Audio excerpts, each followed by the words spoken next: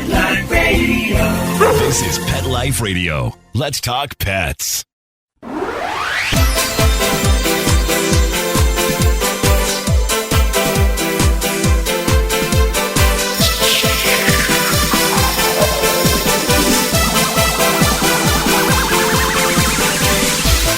Hello, you're listening to Animal Party on Pet Life Radio. And I've got snow, and I'm going to complain about that. I'm also going to give you some tips for your dogs for the snow. Yes, deep breath, Deb, because I love the snow, but oh man, there is such thing as too much snow, and that's what we've got here in the Vancouver area right now. And on gate 1, I was whistling and singing and happy, shoveling it out. But by the 6th gate on the first day, I was no longer so happy. So we're going to talk about snow.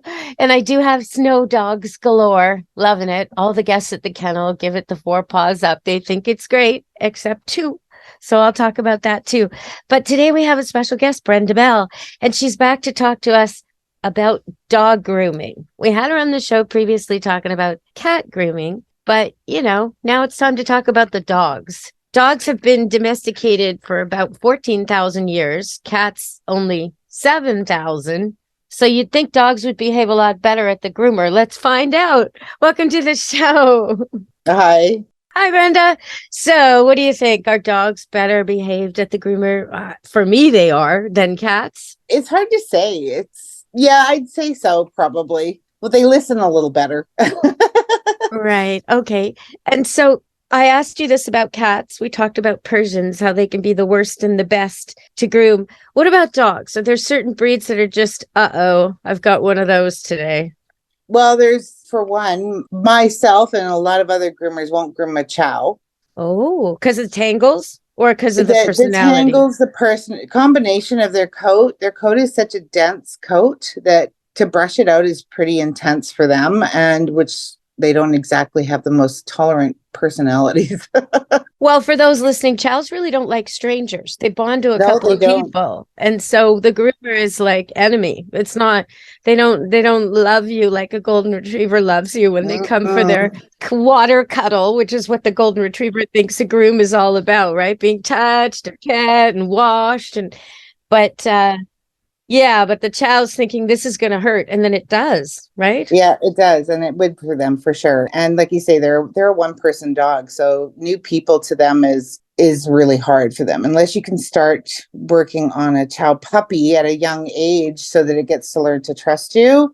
To start an adult chow is so hard. And then you retire, quit, or move, and the people are hooped because he doesn't know the new groomer. Oh, exactly. I've had this with cars. I've had the situation where these people, it's more than once, but I'll tell you about one customer. They had an Irish wolfhound, and they hired me to train him to get into their car. He just wouldn't. So I trained him to get into the car. Then 4 years later, they called me back because they got a new car. Oh, and they went and got the same make and the same model and everything, thinking it'll be no problem for the dog. But it was a different car. He wouldn't get in. So I had to train him all over again. So funny, but it's kind of like that, Yeah. Doesn't smell the same. No, and then they realized they could have got any car. Like they weren't so restricted as what they thought, because he wasn't going to like it anyway. They'd have to retrain him anyway. So why not get the car you want? Exactly. But that guy, when he'd be driving in my car, my van, and he'd have his head hanging out the window, people would act like I had a dinosaur in the back of my car. His head was big like a horse, and people waiting for the bus or when we'd stop at a red light and they'd see this guy, they'd just be so shocked. So funny. Yep. Do you know what? Okay, so since we're talking about heads and cars and stuff like that, I want to talk about this new Florida bill. And it's because a lot of my listeners are in Florida, and it could happen in your state or where you live too. This could be the start of a trend. So they wanted to make things better for animals on the road in transport, which is a good idea. And they made a new rule, this Bill 932. It's a Florida bill about to get passed. It's for animal welfare. It's a Senate bill. And they made this one rule as part of it that's in a pickup truck. A dog can't be just open. It has to be in a secured crate. Okay, I'm all for that. And then, if you break the rules, it's a traffic violation. It's not a criminal code violation, but it's expensive. So you will stop and you'll be kinder to your pet. Okay. And if your dog's in the car, you're not allowed to have it in your lap. Okay. Again, I agree, even though I can see why it's tempting to have your little teacup poodle or your min pin or whatever in your lap. It's not the safest. Okay. But then there's this part of the bill that I don't like, which is no part of the dog's body at any time can be outside of the car. Now that to me, yeah, because what if your air conditioning's broken, or what if you don't have air conditioning, or what if the climate's such that you want the window open and you want your dog to hang his head out, and why not?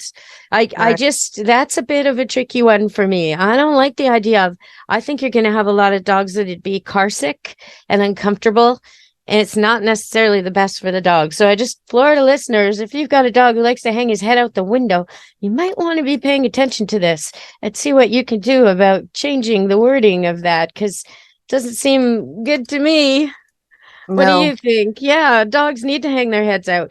I know some people say it's bad for their eyes. It can cause allergy problems. But in general, most dogs tolerate it well and are much better passengers if the window's open a crack. So they can get a sniff of everything they're passing by. All right, so that was a heads up for Florida. I'm going to give a heads up for my area, which is right now covered in snow. Yeah, okay, so you think winter, right? It's brutal. But the bears, I've been told by my customers, the bears are out already. It was really warm, and the bears came out, and now it's snowing. So now they're going to be hungry and grumpy. So be really loud if you're walking in the trails. Make sure your dog is close to you and not going to run to the bear, aggravate the bear, and then run back to you. Make sure that's not happening. And secure all your food and your garbage, because they're going to be awake and cold and irritated and hungry. All right, so we're going to go to break and come back and talk more about dog grooming. Specifically, what can you do to make it less stressful for your dog? How many of you have pets? My hand's raised. Now think about how lucky you are to have such a sweet little pet in your life, and that pet is lucky to have you too. But unfortunately, there are countless pets out there that don't have a home to call their own. However, Bob's from Skechers is trying to change that. So we developed Bob's for dogs and cats to help pets in need. With every purchase of adorable Bob's footwear or fun, stylish apparel, or even the cutest Bob's pet accessories, Skechers makes a donation to Petco Love to help save shelter pets. And with your help, we've already saved the lives of over 1 million pets and raised over $7 million. So while you're getting style and comfort with features like Skechers' famous memory foam cushioning, you're also helping to save an adorable pet in need and helping another lucky owner be connected with a future best friend and companion, because happiness is having a loving pet by your side. Find Bob's at a Skechers store, Skechers.com, select Petco locations, or wherever stylish footwear is sold. Let's Talk Pets on PetLifeRadio.com.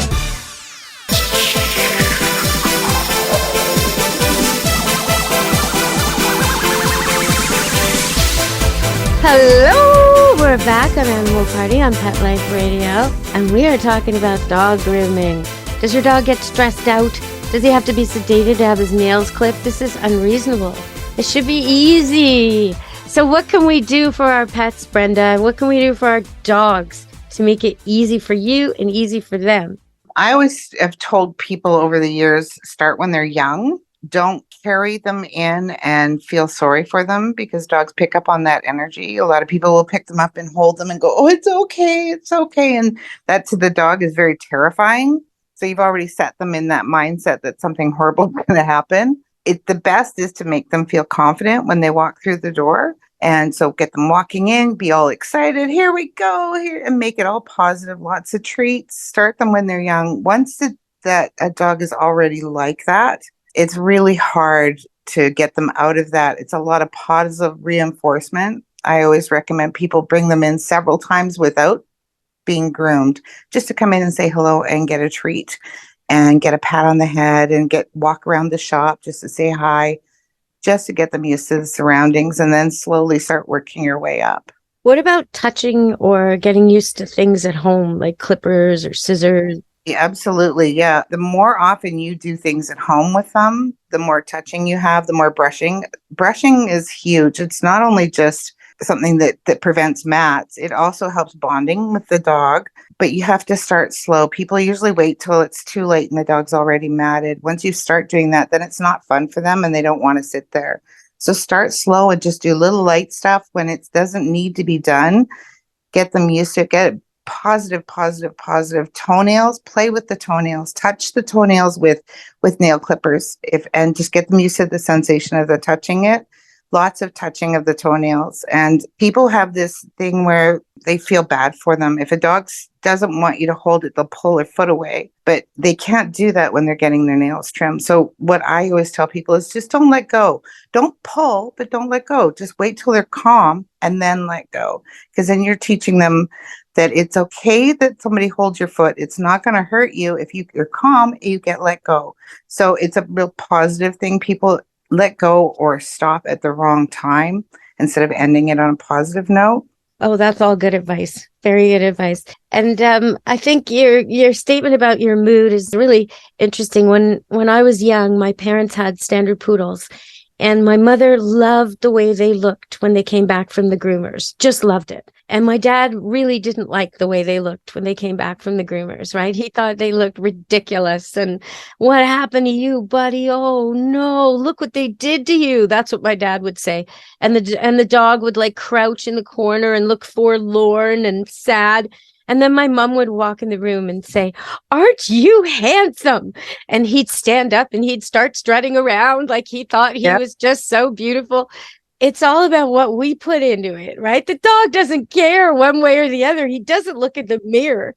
Many people come in where their dog is quite matted and they've had to have the dog shaved, which is not something I enjoy doing. And 90% of groomers don't like doing that. They want to make the dog look as cute as possible. And by shaving a dog, it's not always the best look. But by react when they go home, that makes them feel horrible. So people go, he's always so terrible. He feels so scared when he's done. And he just doesn't like the way he looks. He hides for days. It's because people go home and they go, "Oh, you look so bad. What happened? Why do you, oh. And they have that negative energy around what they look like. It's not that the dog cares. They don't care what they look like. It's the people around them.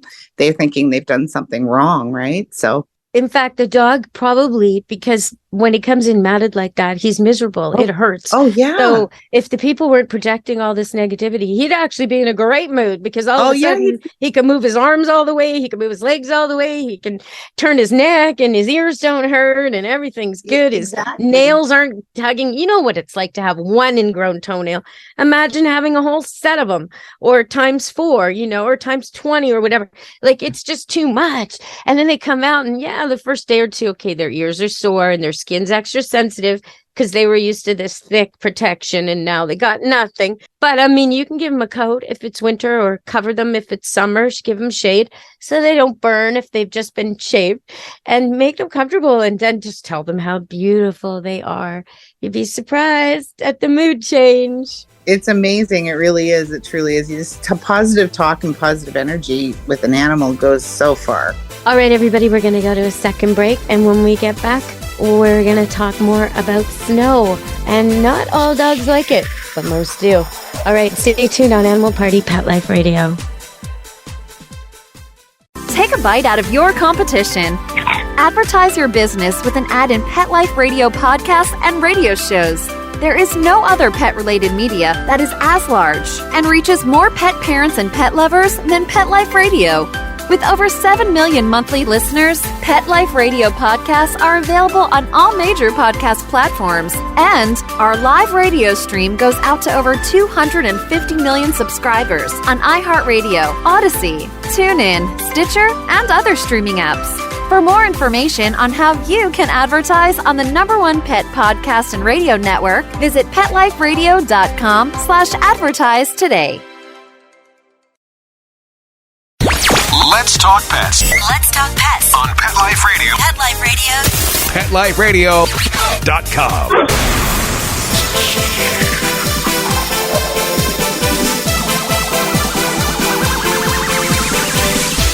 Hello.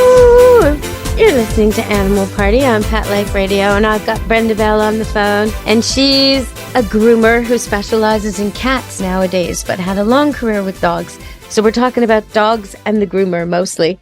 And one thing I can say about the snow is those dogs like poodles and bichons. If they have a long curly coat, oh, you're laughing already, the snow turns into little balls all over their bodies until they can't move. And I actually have to pick up the bichons because they love to play in the snow. And they get sort of rounder and rounder and rounder until all you could see is their little face poking out of this snowball that's encompassing them. I pick them up and I put them inside and I just let them melt. And then when they melt, they want to go out again. But it's pretty funny. Right now, we have 2 dogs at the kennel who are not impressed with snow. Kiko, who's an older, little, tiny mutt dog, black and white. She comes with a standard poodle who loves the snow.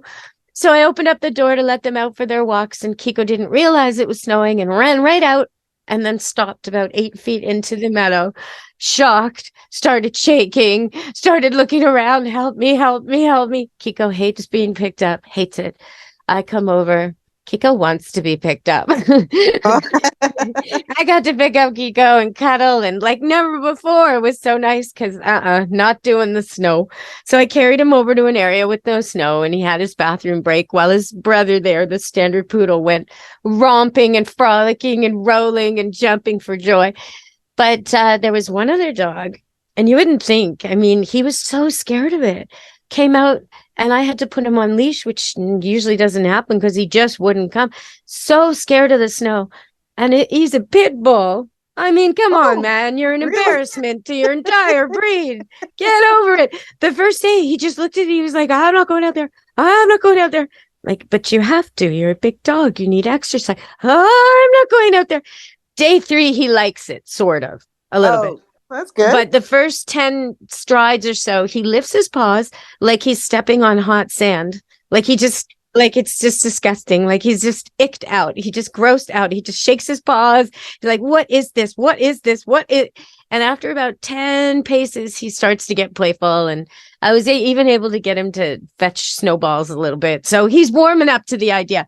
All the other dogs at the kennel think it's fantastic, right? Like they do. Yeah. Snow is just fantastic. It makes wrestling and running and everything a really solid workout, but very soft landings. So yeah, it's fun. And dogs do snow angels. My golden retriever, if you want to see it, go on Camp Good Dog Facebook. And you'll see Penny doing snow angel after snow angel because that's all she does. As soon as it snows, she lies down and just starts. And for the entire 30, 40-minute walk, she'll just keep doing snow angels. She's so happy. So check that out. You can check out Camp Good Dog Facebook this week for random dogs playing in snow. All right, so let's go back to Brenda and talk more about the dogs at the groomer. So they come and they do visits and they get pets and they get cookies and they get used to the place and you pet them at home. And then the day of, is it better to exercise before or not? Yes, for sure. And especially if they're a real nervous little dog and it's better not to feed them too, because sometimes it will make them their tummy upset, just the stress. And then if they're not feeling well, then it's going to even make it even worse for them. So I recommend not feeding them their breakfast in the morning if they have a tendency to get like an upset tummy, or if they're just a high anxiety dog, maybe a little treat, but not a big meal. That helps them too with not coming in. And then they don't have accidents too. I mean, quite often when dogs are really stressed, they will get, if it's super, super stressed, they'll pee or they'll have exploding diarrhea from stress. So if you don't feed them, it's not aggravating that situation, is what we recommend quite often when they're super stressed until they get used to it. Okay, that's quite the phrase, exploding diarrhea. That's very, I'm sitting here imagining, okay, I'm supposed to get this dog clean and smelling good, and it has exploding diarrhea. Like, how do you even do that? How do you get him home smelling sweet and flowery with a bandana if he's pooping out one end? Explosively. Yeah, it's hard. It's hard. Sometimes, as we've had them where we haven't been able to finish. because they're Yeah. too stressed. And so that's when I set up a regiment where they come in and I get, bring them in just positive, positive, positive. So this place is, because when they come in, if they're already stressed, just walking in the door, everything on top of it is over the top, right? So they're not even no matter what you do when they're in that zone, you can't get them to calm and understand that this isn't going to hurt them. So if you can start out with them being in a positive mindset, then it's all you can work with that. I know a lot of owners are afraid of certain procedures, like they don't want to clip nails or they don't want to clean ears. So they do need professional grooming. But I'm wondering if a transition thing might be like if I was a regular owner like that, and I didn't want to groom, I want to get my dog to the groomer, but my dog's afraid. Maybe I should take it to one of those groom your own dog places just to get it used to being bathed by me in a public place, and then bathed by you in a public place. Yeah. Do you know what I mean? You think that would help? It probably would. It probably would help because it's in a different setting, right? It's not in their home setting. So that's a huge thing. So they're out of their comfort zone, but they've got you with them. And then they're in a place where people are watching and there's different things, people talking, people selling stuff, other dogs walking through. Those are all really important things that they have to get used to in a grooming situation. So if they're doing it for the first couple times with their people, then it's make it a little easier coming into a grooming shop. Absolutely. Okay. And if there's something else that sets your dog off, like say he's afraid of the car, you don't want to pick a groomer that's the other side of town. Like be sensible, exactly. Right? Yeah, exactly. Trying and those all those things that need time, right? You need to have patience and small steps with lots of positive reinforcement will make it huge for all of that kind of thing. But what about the in-between visits? So say people are listening and they have just a normal dog who doesn't mind going to the groomers or maybe doesn't even need it. What does he need from them? Say you've got a lab. How often should he be getting a bath? And what about those ears? What are nails? Yeah, labs tend to get pretty stinky at times. It's a musky sort of an oily smell, isn't it? Well, they have a lot of oils in their coat because they're a water breed, right? So that oils build up bacteria. And so that's why they start getting stinky. If they get wet and not dried properly and so on and so forth, it builds bacteria on their coat. And they're always wanting to be wet. So right. They can build up a fungus on their coat as well as in their ears. So you've got to really keep on top of those things. Make sure that they're bathed on a regular basis to keep the smell away and keep bacteria from building. Cleaning the ears is huge with the labs, especially. Any of the water breeds, spaniels are really notorious for bad ears and yeasty ears because they've got such a heavy ear that drops down. It's hot in there inside of a Cocker Spaniel ear. I've even, used hair clips to just pin them up, let them dry because it's really hot in there. You'd be surprised at the temperature inside that Cocker Spaniel ear. Oh my gosh, so much insulation, which makes sense if you're going to be swimming in cold water, you need it. But most of them are sitting inside heated houses. They don't really need it. And then they get wet and that heat. And if it builds a fungus, it builds a yeast infection in the ears. And then if you don't treat that, then it turns into secondary infections. And Cockers are notorious for having really bad ears and I've seen so many over the years where they haven't been looked after because people just don't understand and don't know. And they end up having to have ears canals removed and so on, right? Well, also because they can be nippy. Right? Oh, yes, they can. Yeah. That's the thing. And you would too if you had an ear infection and someone went to try and touch your ear. So you get these Cocker Spaniels where they say, oh, don't approach from the right side. As soon as someone says something like that, I'm like, well, why don't you just get the ear infection dealt with? I could smell it from here. So, okay. So the thing about the ears is it's not that hard to maintain and it's not like humans. So if you were to clean out your child's ear, you'd be very concerned you might hurt their eardrum. You probably shouldn't be doing it at all. It's not the way it is with pets. With dogs, the ear canal makes a sharp turn at the end before it gets to the eardrum. So you can clean the ear with the Q-tip or with ear solutions without worrying that you're going to pierce the eardrum. So that's kind of a fear owners are always have, and they don't want to stick anything in there and they're all worried. Meantime, their dog has thick, gunky wax buildup. It needs to come out or we're going to have a problem. So there's a reason there's like whole sections of the store devoted to ear cleaning products. Pick something that's vet approved and not perfumed and go with that. What do you like to use on the ears? I use a drying solution, ear cleaning drying solution, one that I purchased it from the vet. It's really quite expensive, but I find it dries out the ear canal. So if there's, even in the bathing situation, if you get any water in there and it's not dried out properly, it can turn into a yeast situation. So rather than having them leave my shop and getting an ear infection, I've always used this solution. So what I do is after their bath, I clean them really well before the bath, and after the bath, then I clean them again with the drying solution so that if there's anything in there, it will dry it out. And I've never had dogs come back with ear infections because that is really important when you're grooming dogs, is you don't get water in the ears, excessive water, without drying it out. Yeah, and you can dry it out with a towel. You can use a baby wipe to clean an ear. I mean, you can get in there with your hands. They shouldn't be too sensitive. I once had on my show Dr. Carol Osborne, and she gave a recipe for sort of a homemade ear dry solution. And it was 1 part alcohol, 2 parts apple cider vinegar. And you make this drop. And so after you've cleaned out the ear with whatever ear cleaner and you've wiped it clean and there's no more brown, gray, black gunk coming out and it doesn't stink and it looks just beautiful, then you put a few drops of this solution in there and you're good to go. But that's super important. Okay, so I did tell everybody I'd give some snow tips. So one tip is you got to clean their feet. If you're in a place with a lot of snow, you're going to be in a place with salt and chemicals. And so you don't want your dog licking their feet and then getting sick. So clean that off when they come in. Hose them off, wipe them off, dry them off. Make sure that you're getting the salt and chemicals off their feet and they're not eating it. That's a big tip. Another one is if you've been shaved, like from the groomer, then, jacket, coat, ski jacket, make sure they're warm. If you're wearing a ski jacket and they have no fur coat, then they need it too. So be smart about that and make it short walks, not long walks. Consider the ice.